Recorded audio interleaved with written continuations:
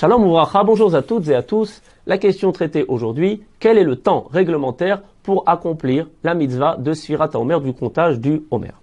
Alors en effet, on a une mitzvah de la Torah à la base, aujourd'hui qui est seulement d'ordre rabbinique depuis que le Beth Amikdash, depuis que le temple a été détruit, de compter le Homer, ce temps en fait entre Pessah et Shavuot. L'une des raisons qui a été expliquée par nos sages, c'est qu'en fait, en faisant cette action de compter en fait les jours jusqu'à Shavuot qui correspond Matan Torah, au don de la Torah, et bien en fait, on va faire une action qui est extérieure, on va essayer d'éveiller maintenant dans notre intériorité une ishtokekut, c'est-à-dire une envie de recevoir la Torah. Comme vous savez, par exemple, un petit enfant à qui on aurait promis, par exemple, un cadeau ou quelque chose, on lui dit dans 30 jours, tu vas recevoir un nouveau vélo.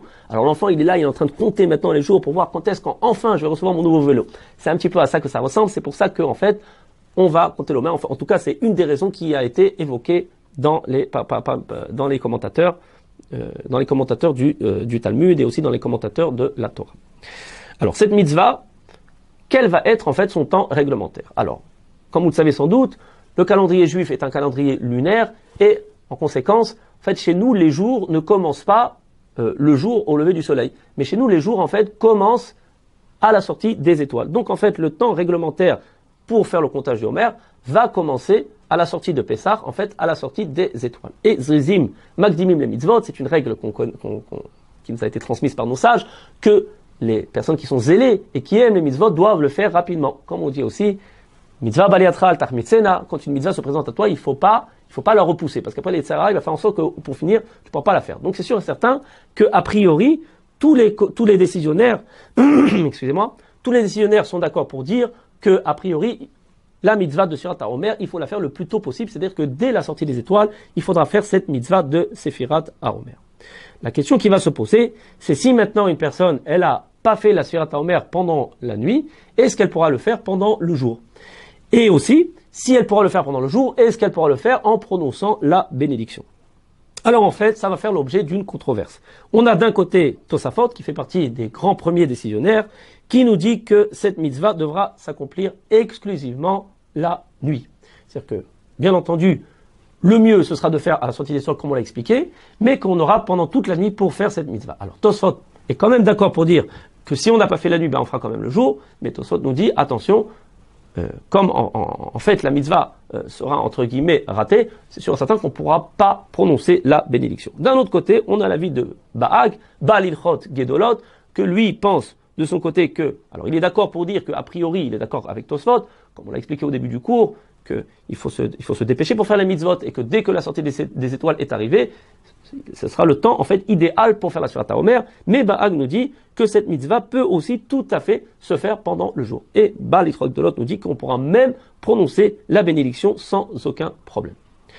La halacha, le Shulchan Aruch, chapitre 489, alinéa 7 dans Orach Chaim, il va faire en fait une sorte de pshara, une sorte de compromis.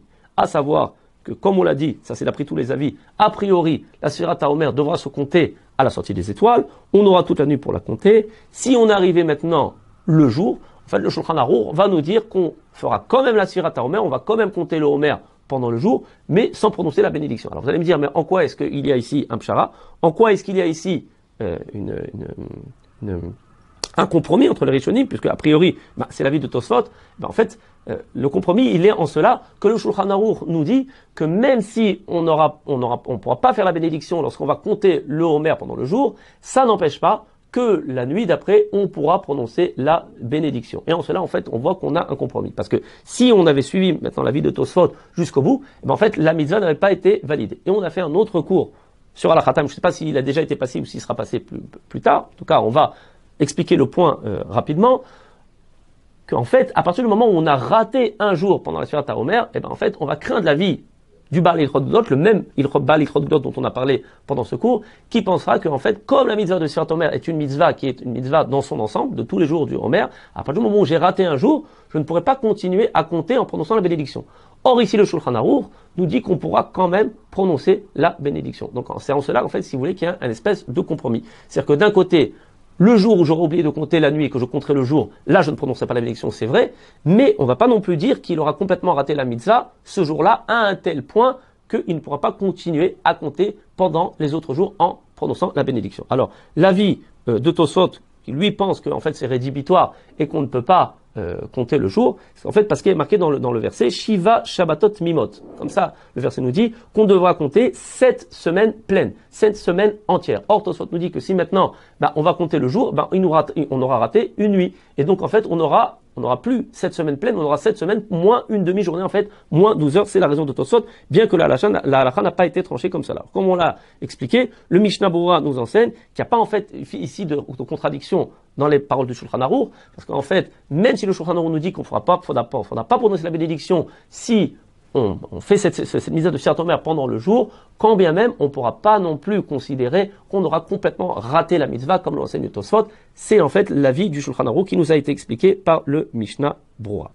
Pour récapituler, la mitzvah de Sfirat Omer, a priori, doit se faire dès la sortie des étoiles.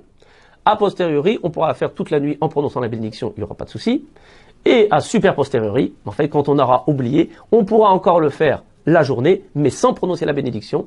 Et tant qu'on s'en sera rappelé dans cette même journée, on pourra continuer à compter la Sfirat HaOmer en prononçant la bénédiction les autres jours, en fait, jusqu'au 49e jour, jusqu'à la date de Shavuot. Voilà, Baruch Hashem, on a fini pour aujourd'hui. À très bientôt si Dieu veut.